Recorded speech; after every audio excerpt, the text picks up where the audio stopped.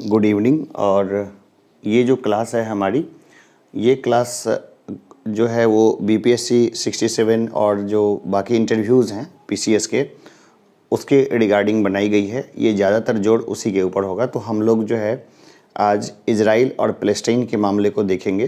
फ़िलिस्तीन और इजराइल का मामला, जिसमें कि काफ़ी अप एंड डाउन्स हैं, और अभी जो आधुनिक समय है, इस आधुनिक समय में ये सबसे ज्वलंत मुद्दा बन चुका है। तो हम लोग इसको देखेंगे। तो देखिए, हिस्टोरिकल कॉन्फ्लिक्ट को देखें तो पूरी दुनिया में बॉर्डर को लेकर जितने डिस्प्यूट्स पूरी दुनिया में देखते हैं, उसके पीछे कहीं ना कहीं आपको ब्रिटिश साम्राज्यवाद जो है वो देखने को मिलेगा। ब्रिटिशर्स ने लगभग 100 से ऊपर देशों को अपना जो गुलाम बनाया था, और जब वो यहाँ से निकले ना, जब अपने उपनिवेशों को छोड़ के, तो उन्होंने बहुत बेकार तरीके से जो है समस्या का सॉल्यूशन करने की कोशिश की। तो जहाँ के लीडर्स होशियार थे, उन्होंने कुल मिला के जो है सिस्टम को कंट्रोल में कर लिया। लेकिन बाकी दुनिया में जहाँ पे नहीं सिस्टम कंट्रोल में हुआ, वहाँ पर अभी भी आपको बहुत सारा कन्फ्लिक्ट देखने को मिलेगा। दरअसल ब्रिटिशर्स जानबूझ के चाहते भी थे कि कन्फ्लिक्ट जोन बना रहे, क्योंकि उनको ऐसा लगा था कि पूरी दुनिया में सिर्फ उन्हीं के हथियार फिर बिकेंगे और इस तरीके से उनको रेवेन्यू का इनकम होगा। तो उन्होंने, ब्रिटिशर्स ने पूरी दुनिया में जितने बड़े आर्म्स की जो कंपनियां हैं, उनमें मोटा पैसा लगा रखा है, इन्वेस्टमेंट कर रखा है। तो वो अलग इशूज़ है। हम लोग देखते हैं इजराइल और फ़िलिस्तीन से जब ब्रिटिशर्स गए, तो उन्होंने एक अच्छा सॉल्यूशन नहीं किया। अच्छा सॉल्यूशन नहीं करने के कारण जो है इजराइल और फ़िलिस्तीन का विवाद जो है वो आगे बढ़ा। वो भी एक इसका प्रमुख कारण है। फिर हम लोग कुछ और भी चीज़ों को देखते हैं, जैसे जो इजराइल में जो इजरायली रहते हैं, यहूदी जिनको हिंदी में बोल सकते हैं, तो यहूदी जो लोग हैं, उनके ऊपर इतिहास में बहुत सारे अत्याचार हुए, और वो अत्याचार जो है वो बहुत स्वाभाविक नहीं थे। धर्म को लेकर के इतना जहर था बहुत पहले ईसाइयों के मन में कि इन यहूदियों के कारण जो है ईसा मसीह सूली पे चढ़े हैं। तो इसलिए बहुत ज़्यादा नफ़रत जो है उनके साथ किया करते थे जो हमारे क्रिश्चियन समुदाय के लोग हैं वो। लेकिन यूरोप में और बाकी दुनिया में जैसे उदारवाद बढ़ा, लिबरलिज्म बढ़ा, उस तरह से जो है धर्मनिरपेक्ष देश बन गए यूरोप के ज़्यादातर देश, और इस तरीके से उनके जीवन में भी धर्मनिरपेक्षता आई, और धर्म के प्रति जो उनकी आस्था थी ना, वो भी समय के साथ कम हुई, जिसके कारण जो कड़वाहट थी इस यहूदियों के साथ, वो कड़वाहट भी समय के साथ जो है वो चली गई। लेकिन इस्लामिक वर्ल्ड में जो कड़वाहट है वो बनी रही, और इसके कई कारण हैं। एक कारण यरूशलेम भी है। यरूशलेम के ऊपर में तो एक पूरी क्लास बन जाएगी। 35 एकड़ का लगभग एरिया है, जिसको संसार के प्रमुख 3 धर्म उस पर अपना दावेदारी करते हैं, यहूदी, इस्लाम और क्रिश्चियन भी। और यहीं से असल समस्या जो है वो शुरू होती है, और इसके ऊपर पूरी क्लास होगी, तो हम उधर नहीं जाएंगे। अभी हम लोग देखते हैं कि क्या कारण रहा है, जो बहुत पुराने समय से, वर्ल्ड वार 1 के समय से, तो और 1917 से 1948 के बीच का जो समय देखें, उस समय अगर हम लोग देखें तो एक ही देश हुआ करता था पहले शुरुआत में, और वो देश था फ़िलिस्तीन। इजराइल जो है, उनके धर्म ग्रंथों में ऐसा लिखा हुआ है कि ये ईश्वर ने ये ज़मीन दी है यहूदियों को। बस ये धर्म ग्रंथ के नाम पर वो लोग वहाँ पहुँचे, और बाकी जो है उनको ज़मीन खरीद के, तो कभी कब्जा करके, कभी उल्टे सीधे तरीके से। और ज़्यादातर यहूदी जो थे वो थोड़े से अमीर थे, बैंकर्स थे, और पूरी दुनिया में उनके संपत्तियां थी। तो उन्होंने, वो जो फ़िलिस्तीनी उसको समझते थे ये ज़मीन से हमारा क्या काम, ये तो ऐसे ही ज़मीन है। तो वो ज़मीन उन्हें सस्ते में बेच दी, और बाद में इन्होंने धीरे धीरे करके तो ज़मीन खरीद के एक देश बना लिया इजरायलियों ने। और फिर इसके बाद 6 डे वार में हम लोग देखते हैं कि किस तरीके से अपने आसपास के सारे विरोधियों को उन्होंने पीटा। इस्लामिक जगत ने कभी भी स्वीकार नहीं किया इजराइल को, लेकिन इसके बाद समय का जब पहिया घूमता है तो बहुत सारी चीज़ें बदल जाती है। अभी रिसेंट में क्या हुआ, 2023 और इससे पहले में अब्राहम एकॉर्ड जो है वो आने लग गया था, जिसमें से यूएई और ख़ास करके अरेबियन जो देश थे उनके साथ सॉफ्ट रिलेशंस हो रहे थे इजराइल के समय के साथ साथ। और हमें इन फ्यूचर में एक बहुत बड़ा जो है अचीवमेंट्स देखने को मिल सकता था, जिसमें कि यहूदी और इस्लामिक देश मतलब एक जैसे, मतलब कुल मिला के गहरे दोस्त तो नहीं, लेकिन कम से कम जो है एक पीस के, एक शांति के मसौदे तक पहुंचते। लेकिन ये जो घटना होती, तो इसमें ये देखिए पुराना हिस्टोरिकल बैकग्राउंड है, इसके ऊपर तो पूरी की पूरी क्लास हो जाएगी, तो हम लोग इस क्लास के ऊपर में नहीं जाएंगे। हम लोग देखते हैं कि ये द मिडिल ईस्ट 1917 में ये रहा मिडिल ईस्ट का नक्शा। जो मिडिल ईस्ट का नक्शा है, इसमें आपको सब कुछ चेंज दिखेगा। इजराइल नाम का कोई देश आपको दिखेगा नहीं, क्योंकि उस समय तक ये देश था नहीं, कहीं पर भी नहीं था। फिर समय का पहिया घूमता है और हम देखते हैं कि यहाँ पर ये रहा हमारा जेरूशलम की लोकेशन रही। यहाँ पर भी हमारा जो है नहीं दिखेगा, कहीं पर भी हमारा जो इजराइल का सिस्टम है वो नहीं दिखेगा। लेकिन एकाएक से समय का पहिया घूमता है और इसके साथ जो है जो कई सारे एग्रीमेंट्स और समझौतों के तहत जो है ये एक देश जो है वो नक्शे पे उभरता है। ये है इजराइल। ये इजराइल है, जिसमें कि ये जो देख रहे हैं, ये जो नक्शा देख रहे हैं ना, ये बसावट है। ये बसावट है किसकी? ये बसावट है फ़िलिस्तीन की। ये जो क्षेत्र है ना, ये जो पट्टी है, संकरी सी पट्टी है, ये गज़ा पट्टी है। गज़ा पट्टी में क्या है कि ये ओपन जेल इसको बोलते हैं। ओपन जेल इसलिए बोलते हैं क्योंकि यहाँ के लोगों को बिना इजराइल की मर्जी के ना ये कोई अंदर आ सकते हैं, ना कोई बाहर जा सकता है, और सारा जो है इसको घेर रखा है इजराइलियों ने यहाँ पर। तो ये पूरा हरा वाला क्षेत्र जो इजराइल दिखता है, ये थोड़ा और बढ़ चुका है। और ये रहा जेरूशलम, जिस पे सब अपना दावा करते हैं।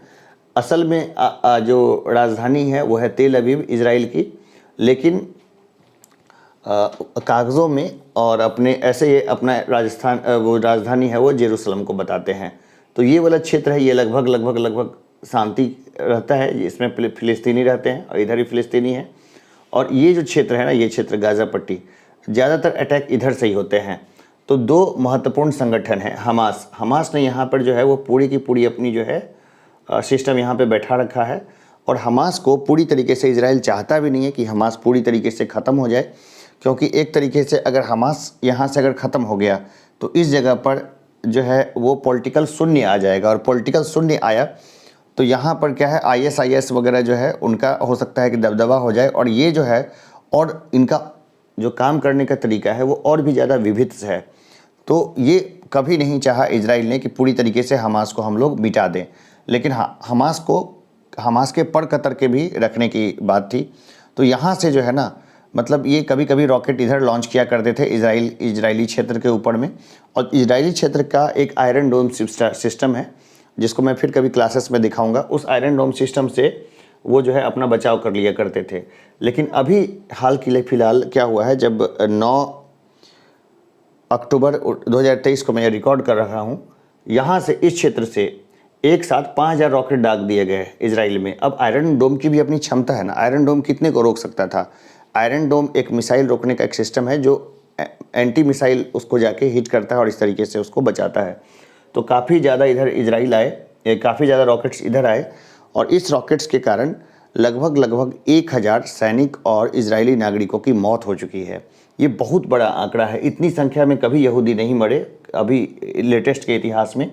हम लोग हिटलर का ज़माना छोड़ दें, जब हिटलर ने लगभग 60 लाख यहूदी और कुछ और नस्ल के लोगों को भी मार दिया था।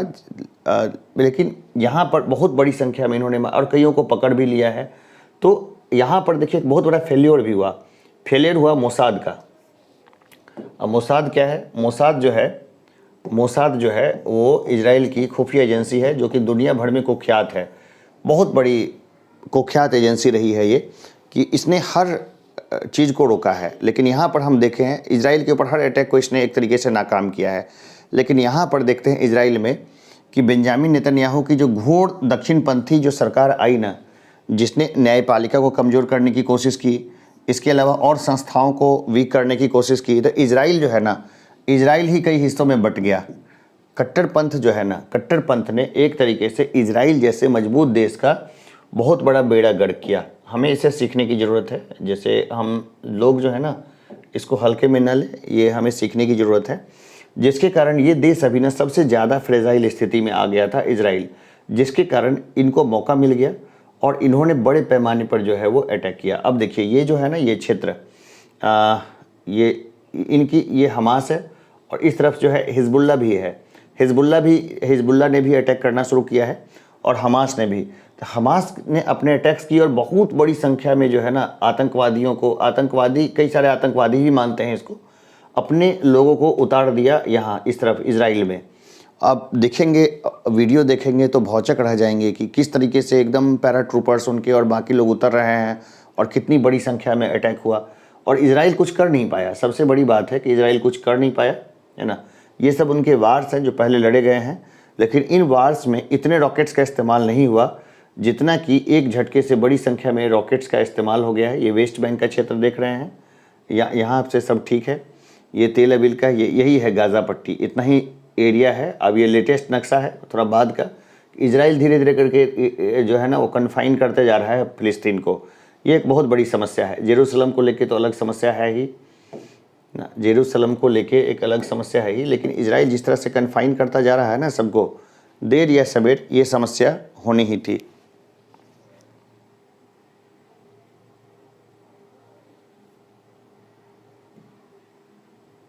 ये देखते हैं हमारा, ये रहा इजिप्ट। इजिप्ट का ये है सिनाई पेनिनसुला, जिसको एक समय में इजराइल ने जीत लिया था पूरा का पूरा ही। बाद में मिस्र इजिप्ट के साथ एक समझौता करके सिनाई पेनिनसुला उसने लौटा दिया और इसके बाद से एक तरीके से इजिप्ट के साथ एक अच्छा संबंध स्थापित कर लिया। सिनाई पेनिनसुला से लगा हुआ है ये क्षेत्र, इसको बोलते हैं गाज़ा पट्टी। गाज़ा पट्टी में इतनी सुरंगें हैं और इतनी सारी चीज़ें हैं कि इसके बारे में इजराइल भी कुछ नहीं कर पाया। और यहाँ पर देखिए कि इजराइल जो है अभी सबसे बुरे दौर में गुजर रहा है, क्योंकि यूएई के साथ, अरबिया के साथ उसके जो रिलेशन डेवलप होने वाले थे, अब वो रिलेशन डेवलप नहीं हो पाएंगे उस हिसाब से। और देखिए, एक भी इजराइल का नागरिक अगर कब्जे में आ जाता है ना विरोधियों के, तो इजराइल उसको छुड़ाने के लिए सैकड़ों हज़ारों लोगों को छोड़ने को रेडी हो जाता है। अब यहाँ पर तो हज़ारों की संख्या में इजरायली मारे गए हैं और इजराइल की जो टेंडेंसी रही है ना वो रही है बदला लेने की। तो इजरायली फिर बदला लेंगे तो अभी और स्थिति क्या है, वर्स हो सकती है।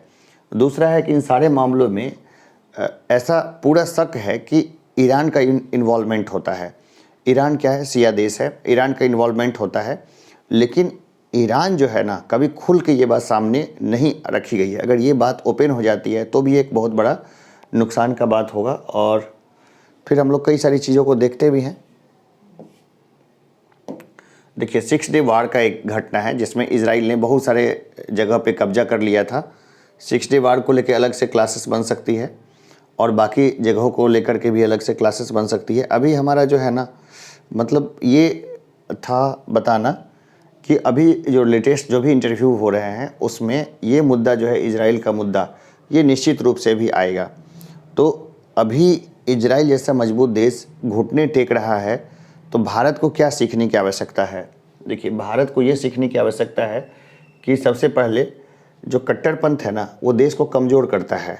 इजराइल जो है वो कट्टरपंथियों की भेंट अभी चढ़ा हुआ है फ़िलहाल, क्योंकि थोड़ा सा जो है ना लिबरलिज्म ज़रूरी है तब कि ताकि आप सबको साथ लेकर के आ सकें।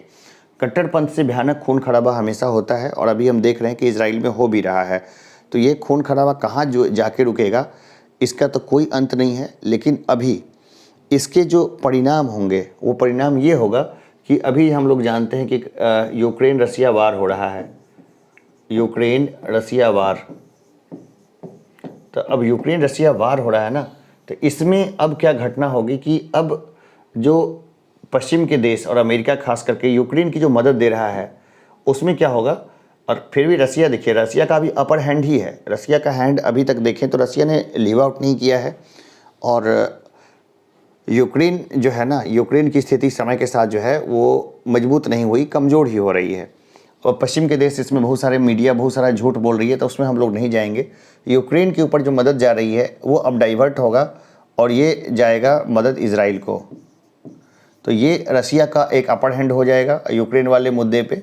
और रसिया जो है अब यूक्रेन को बहुत आराम से जो है परेशान कर पाएगा। तो ये समस्या होगी। इजराइल को जो पश्चिमी मदद जाएगी उससे नए समीकरण मिडिल ईस्ट में और बाकी क्षेत्र में उत्पन्न होंगे, जिसका असर भारत पे भी पड़ना तय है। इन फ्यूचर में हो सकता है कि ये वार थोड़ा सा फैल जाए, इसकी चांसेस तो बहुत कम लगती है, क्योंकि अभी तक देखा जाए तो दो संगठन, एक हिजबुल्लाह और दूसरे हमास, इसने इजराइल के ऊपर में जो है वो अटैक कर रखा है। अभी कोई देश का इस तरह से ऑफिशियल कोई अटैक नहीं है और होना भी नहीं चाहिए। तो अभी स्थिति जो है उतनी बुरी तो नहीं हुई है, लेकिन इतनी बुरी हो चुकी है कि अब इज़राइल जो है वो पहले जैसी उसकी प्रतिष्ठा जो है वो नहीं रही। उस प्रतिष्ठा को गेन करने के लिए इज़राइल कुछ भयानक हमले करेगा, और वो जो हमला करेगा इसके बाद हमारा जो देखते हैं कि एक ऑर्डर जो है उधर का उसके चेंज होने का फिर खतरा बढ़ जाएगा। अगर इज़राइल ने अपनी प्रतिष्ठा नहीं रिगेन की, क्योंकि इज़राइल ऐसा देश है जो बदला लेता है। यहूदी जो देवी देवता है वो भी इस तरीके के हैं जो कि क्षमा नहीं करते हैं, वो भयानक देवता हैं, वो बदला लेते हैं। हमारे यहाँ जो देवता है वो क्या क्षमा कर देते हैं, जैसे बुद्ध को देखिए और बाकी लोगों को देखिए, तो हमारी एक अलग संस्कृति रही है। लेकिन यहूदियों के जो देवता है वो हर हाल में बदला लेने वाले हैं, क्रूर देवता हैं, तो इसलिए और वो लोग उसी को फॉलो भी कर रहे हैं। तो अभी जो है इज़राइल रिटेलिएट ज़रूर करेगा, अभी करे बाद में करे, लेकिन वो हर हाल में जो है बड़ा हमला ज़रूर करेगा। कुछ हमला कर भी रहे हैं, जो आप देखेंगे कि बड़ी बड़ी बिल्डिंग्स को तोड़ रहे हैं, क्या करें निस्तो नाबूद। ये मैं अगली क्लासेस में होगा तो अगर आप डिमांड करेंगे तो मैं दिखाऊंगा भी कि किस तरह से हो रहा है, लेकिन उसको दिखाने की ज़रूरत नहीं है। एक अच्छे सिविल सर्विस एस्पिरेंट के जरिए आपको मेन बातें जो है वो ध्यान रखनी चाहिए, और इसके अलावा इस कन्फ्लिक्ट का जो इशू है इसके मेन हिस्से को आपको जोड़ के रखना चाहिए। तो चलिए फिर मिलते हैं एक ब्रेक के बाद। अगर कोई प्रश्न जो है आपके मन में हो तो ज़रूर हमसे पूछिएगा। PSIR के इंटरव्यू में यहाँ से काफ़ी प्रश्न आने का चांस होगा, और आएगा भी, निश्चित ही आएगा। तो चलिए हम लोग मिलते हैं एक ब्रेक के बाद। धन्यवाद।